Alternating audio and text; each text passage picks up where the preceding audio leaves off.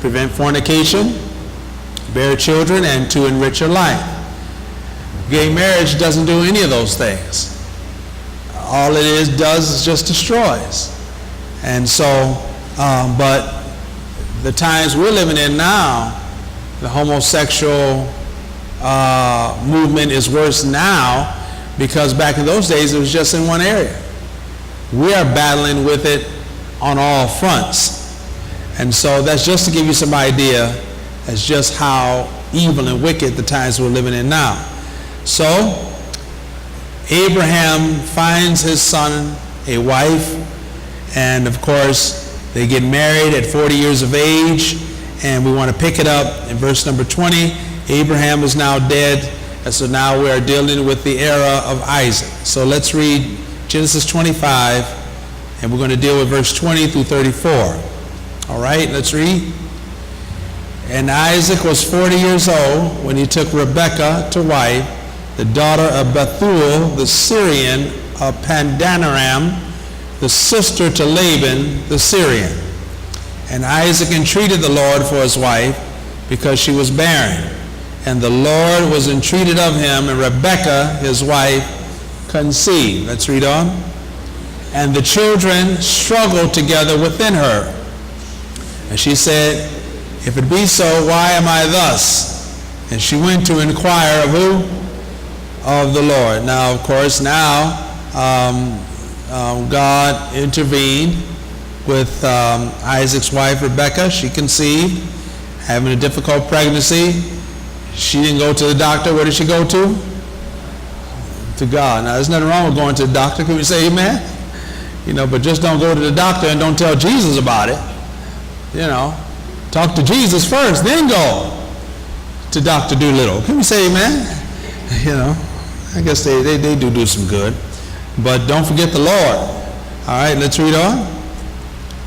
And the Lord said unto her, 2 nations are in thy womb, and 2 manner of people shall be separated from thy bowels, and the one people shall be stronger than the other people, and the elder shall serve the younger. Now, this is a picture of what God was going to do when it came to Israel and the church. And this is why this happened this way, because God was demonstrating what he was going to do when it came to his 2 sons. If you didn't know it, God has 2 sons. And we're not talking about the baby Jesus either, because Jesus is God. Can we say amen? But remember when God called Moses in the 3rd chapter of Exodus and told him to go to Pharaoh and tell him, let my people go. He said, Israel is my son, even my firstborn. And the fact that he calls Israel his son, his firstborn, is to let you know you can't have a firstborn unless you have a what? Secondborn. And so Israel was the firstborn, the church is the secondborn, and the church began on the day of Pentecost. So God has 2 sons, Israel and the church. Israel was first, and the church was second. But as God shows in this picture that we have here, in the instance between Esau and Jacob, and mostly when you refer to those 2 individuals, mostly people say Jacob and Esau, where Esau was the eldest. But God here is letting us know that the elder is going to serve who? The younger. They're going to switch places. And that's what Jesus had reference to when he said, the first shall be last, and the last shall be what? First. All right?